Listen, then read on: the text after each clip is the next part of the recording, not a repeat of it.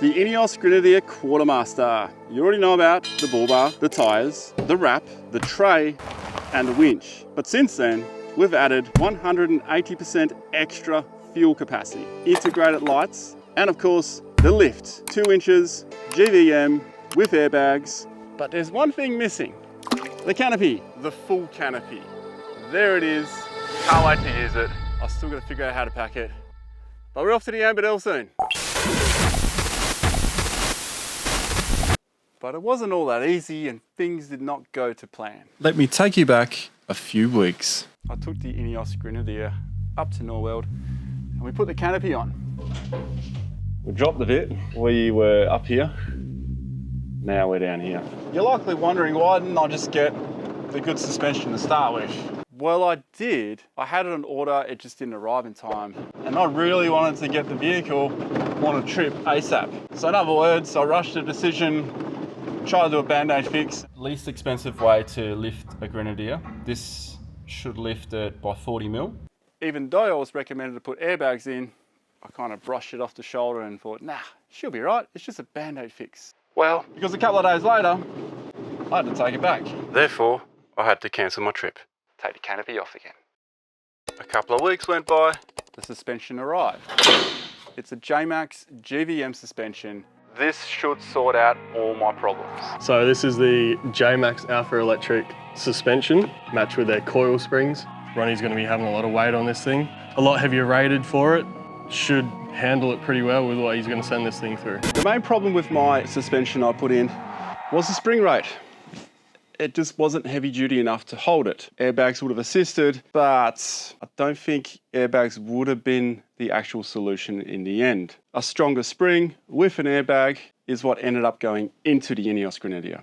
Additional to that, something I've never been a fan of before actually, adjustable suspension.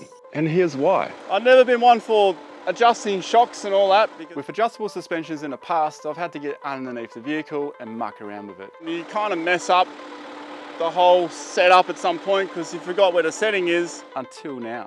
You see, you can adjust it from inside the car. But what's the point?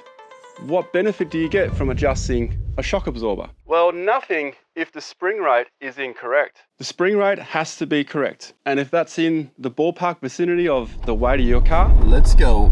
that's when adjustable suspension is actually going to pay big dividends. That's perfect. And I've never experienced how much of a difference until now. I didn't notice any of my gear getting thrown around. Yeah. The camera's just sitting on the seat. So yeah, that's what I noticed that actually. It's just still sitting there. Pretty safe. To clarify what is actually being adjusted, compression is when a shock goes in, rebound is when it comes out. And having control on when your shock absorber reacts or doesn't react is the difference between a rough ride or a smooth ride. Oh, one more thing. I haven't even mentioned the best part, G-force mode. Absolutely amazing. I'll explain later because this might get a little bit too confusing this early on. G-force activated. That's the custom plate holding the remote res canister here. This is the actuator, changes the behavior, changes the settings of the shock. And this is the massive shock. It sounds great, but there's something I need to be mindful of. And it's the one thing that most Ineos Grenadier owners are worried about. The front prop shaft, because when you lift it, it puts it on a bit of an acute angle. With the new suspension installed, I decided to delay the canopy by another 3 days, so I could actually have a test before and after. So is it any good without? And is it any good with? First, let's try without. We've gone on this track a fair few times. Yeah, let's try a bit of speed then. See, I'll normally slow down for that, and I was about to, and this is amazing. Let's not forget, I'm at 40 PSI. Since collecting the Quartermaster from Hunter Mechanical, it's been set on 8 and 8, which feels bloody great on the road. It also feels great off-road, but to really gauge the difference, I want to dial it right down to 0, which is the firmest, followed up by 16, being the softest. Yeah, it's exactly the same way. Nothing's getting thrown. But I'm expecting it to be a bit rough in 1. Yeah, because one's what, firmest? Yeah. Straight to 50. Oh yeah, it's rougher. I don't want want to hit this at 50, I'm going to go down to 40. Oh yeah. Doesn't like that. Yep. Can't say I was surprised. No way I'll drive that off-road on this kind of stuff. Okie dokie. Softer. Like it feels more comfortable. Yeah, I did suck the speed out a little bit. I'll probably use that if there's like some technical forward driving maybe. If you really want that wheel travel. I don't know, I'll have to try that out first. I learned quite a bit on that day. Going to the extreme at either end is not going to be ideal for anything. And I won't bore you with all the other settings I tried, but I will show you my Goldilocks setting. 12. This is 12, setting 12. Let's go. Here come the big whoopties. And 1, 2. That's perfect. 12 for off-road. Magic. Magic, magic, magic. For this kind of stuff, high speed, gravel road, sudden washouts, dips, 8 to 12 feels really bloody good. From the vision, it can look very much similar because of the speed I'm hitting the holes at. But I will say, what I could feel in the car was totally different, night and day. I also found myself with the extreme settings of hard and soft, I would shave off a bit of speed because I could anticipate what was going to happen. I don't want to hit this at 50, I'm going to go down to 40. I wouldn't normally drive that fast through potholes like that, but it does happen out in the middle of the outback, and that's why I did it. My own setting. 12 for off-road. Magic. This setting, however, will be short-lived because the canopy is going on. But wait, before the canopy goes on, let's talk about G-Force. From the very beginning, I wanted a GVM upgrade. That's why I went for the J-Max kit. There's not many options out there. And I knew we would have pretty good suspension with adjustables and all that kind of stuff. But what I didn't realize was G-Force mode. Underneath my seat, there is a G-Force sensor.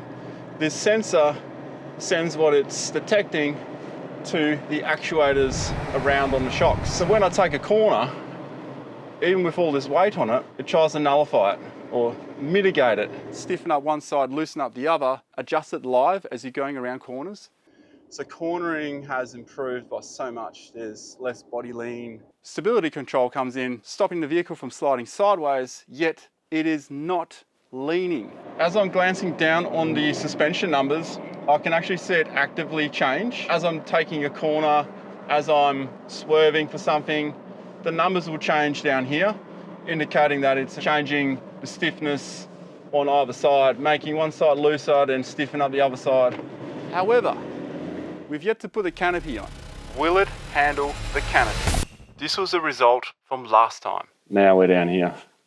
We're at 991. Yeah, drop that 40 mil. Let's compare that to now. 1 meter and 25, dropped by 35 mil.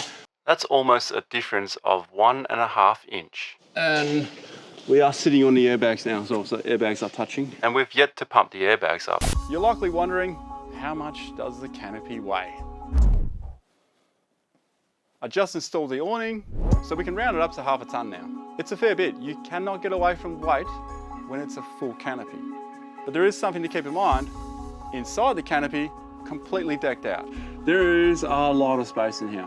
In terms of what's inside, more on that next week. I would like to invite you to join me in finding out what's actually inside this canopy. So until I open it up again, I want to see how the Ineos Grenadier is going to handle this extra weight, even with this super cool suspension. Is it going to be good enough? At this roundabout, we'll have a look. All right, indicating. Here we go. So as you can see, I'm taking it fairly hard. And then we correct that way. And let's say I do this. It catches it. Not much body roll, hey? For all that weight in the back. When you consider that there is about 700 kilos added to the rear of this. So earlier this morning, I jumped in my 76. And I'm just noticing so many more bumps and so many more movements in the vehicle. Even those little tiny ones. I'm just noticing everything. It's such a different driving experience. Jeez, it's windy today. I'm losing more water on a straight section than on a corner. What does that say? So on road, yeah, all good and well. But what about off road? That extra weight. How's it going to handle it? Is it going to be rough? Will the settings actually do anything? Yeah, that's going to be real nuts on some corrugations.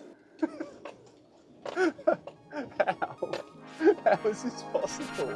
Before I could really pay more attention to the G-force, I had to figure out how to set my shocks now. With all that weight in the back, I can't have the same. Before we put the canopy on, it felt right to match the front shocks with the rear shocks. 8 and 8, 12 and 12, 16 and 16. But with the canopy, 12 and 12. Still felt the front. We needing to run a lot stiffer in the rear and a little bit looser in the front. Front is 10, rear is 8. Did bottom out there. 16 front, 8 rear. Seemed to absorb it a bit better, but it still really takes off, hey. However, with that amount of weight, you still got to take care. And the other day, I set my suspension to 6.7. G-force with the canopy. I figured out how to show you the exact difference. To give you a clear understanding on what's actually going on, keep an eye on that rear wheel, particularly on the top one first. You'll note as it comes down, it compresses a little bit more, but the rebound springs right up. That's bounce number 1. And here comes bounce number 2. And as it leaves the frame, it's still not settled. Same thing again, but look at the bottom one. As the wheel drops, it seems to catch the weight a lot earlier and holds it really well. It's settled. That's the difference. And when you're inside the vehicle, oi, jeez, you can feel that. Like night and day. I did discover something really interesting. With general four-wheel driving, it actually helps as well. And it does this by keeping the wheels on the ground a bit more. So when the G-force is not active, this is what it looks like. Let's get to speed. That's just beyond comfortable. It's probably about here, 40. Oh yeah, god damn. Drop to 30 there, so we'll make sure we keep continuity. Ooh, jeez. Okay, we're down to 30. That was pretty wild. That would have been wild. Now with the G-force activated, exact same run. G-force in.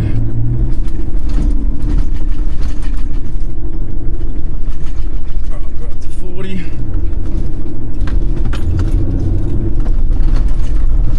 Back up to 40.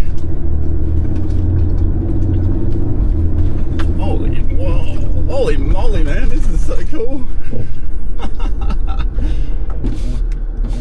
I feel like cheating. It took the fun out of it. This other hill climb I did, it just didn't seem to make much of a difference in stopping the vehicle from bouncing around. Although it did feel slightly different inside the vehicle, but that could also just be up here, maybe some biased thinking. But when you look at the vision, there is clearly no difference. And it took a few attempts to figure it out, but I still don't think I'm set on where it should be off-road yet. And that is something a long trip will help me decide. And corrugations, what's that going to be like? There's only one way to find out.